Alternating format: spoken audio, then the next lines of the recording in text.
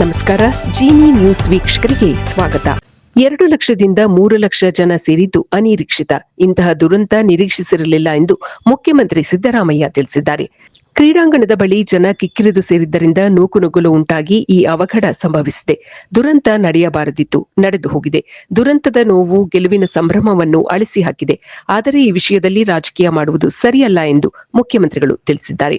Bowring ಮತ್ತು ವೈದೇಹಿ ಆಸ್ಪತ್ರೆಗಳಿಗೆ ಭೇಟಿ ನೀಡಿ ಗಾಯಾಳುಗಳ ಯೋಗಕ್ಷೇಮ ವಿಚಾರಿಸಿದ ಬಳಿಕ ಸುದ್ದಿಗೋಷ್ಠಿಯಲ್ಲಿ ಮಾತನಾಡಿದ ಅವರು, ಗಾಯಗೊಂಡವರು ಪ್ರಾಣಾಪಾಯದಿಂದ ಪಾರಾಗಿದ್ದಾರೆ ಎಂದು ವೈದ್ಯರು ತಿಳಿಸಿದ್ದಾರೆ. ಗಾಯಗೊಂಡವರಿಗೆ ಸಾರಿಗೆ ವ್ಯವಸ್ಥೆ, ಚಿಕಿತ್ಸೆ ವ್ಯವಸ್ಥೆ ಸೇರಿದಂತೆ ಎಲ್ಲಾ ನೆರವನ್ನು ಸರ್ಕಾರ ನೀಡಲಿದೆ ಎಂದು ತಿಳಿಸಿದರು. ದೊಡ್ಡ ಪ್ರಮಾಣದ ದುರಂತ ಸಂಭವಿಸಿದೆ. ಸಂಭ್ರಮಾಚರಣೆ ಮಾಡುವಾಗ ಇಂತಹ ದುರಂತ ನಡೆಯಬಾರದಾಗಿತ್ತು. ಯಾರೂ ಇದನ್ನು ನಿರೀಕ್ಷಿಸಲು ಸಾಧ್ಯವಿಲ್ಲ. ಕ್ರಿಕೆಟ್ ಸ್ಟೇಡಿಯಂನಲ್ಲಿ 35,000 ಜನರು ಕುಳಿತುಕೊಳ್ಳಲು ವ್ಯವಸ್ಥೆ ಇತ್ತು. ಆದರೆ ಸ್ಟೇಡಿಯಂ ಸಾಮರ್ಥ್ಯವನ್ನು ಮೀರಿ 2 ಲಕ್ಷದಿಂದ 3 ಲಕ್ಷದವರೆಗೂ ಜನ ಬಂದಿದ್ದಾರೆ. ಇಷ್ಟೊಂದು ಪ್ರಮಾಣದಲ್ಲಿ ಜನರು ಬರುವ ನಿರೀಕ್ಷೆ ನಾವು ಮಾಡಿರಲಿಲ್ಲ ಎಂದು ಮುಖ್ಯಮಂತ್ರಿಗಳು ತಿಳಿಸಿದರು. ಸಂಭ್ರಮ ಆಚರಣೆಗೆ ಎಲ್ಲಾ ರೀತಿಯ ಕ್ರಮಗಳನ್ನು ವಹಿಸಲಾಗಿತ್ತು ಎಂದು ಮುಖ್ಯಮಂತ್ರಿ ಸಿದ್ದರಾಮಯ್ಯ ತಿಳಿಸಿದ್ದಾರೆ. ಹೆಚ್ಚುವರಿ ಪೊಲೀಸರನ್ನು ಸ್ಥಳದಲ್ಲಿ ನಿಯೋಜಿಸಲಾಗಿತ್ತು ಎಂದು ಅವರು ತಿಳಿಸಿದ್ದಾರೆ.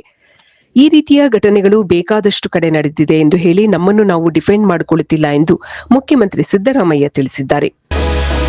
ಇದು ಈ ದಿನದ ಸುದ್ದಿಗಳು. ನಿರಂತರ ಸುದ್ದಿಗಳಿಗಾಗಿ ವೀಕ್ಷಿಸುತ್ತಿರಿ ಜಿನಿ ನ್ಯೂಸ್. ನಮಸ್ಕಾರ.